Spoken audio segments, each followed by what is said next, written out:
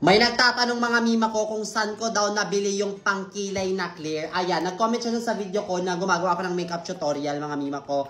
Tapos, actually na-video ko na ito mga mima ko. Ang kukulit nyo, kapag binibideo ko sa personal, hindi naman kayo bumibili sa personal. Pag nilalagyan ko ng yellow basket. So, ngayon ibibideo ulit natin. So, ayan, eto, mabibili mo lang siya dito sa showcase ko. Dyan sa yellow basket na yan. Dyan mo lang yan mabibili.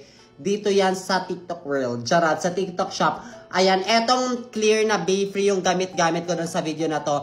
Pero actually mga mima ko, pwede naman kayo pumili sa dalawa. Kung makapal na yung kilay nyo, hindi nyo na kailangan na itong ganites, yung pampakapal mga mima ko. Eto na lang yung gamitin nyo, itong clear kung makapal na yung kilay nyo.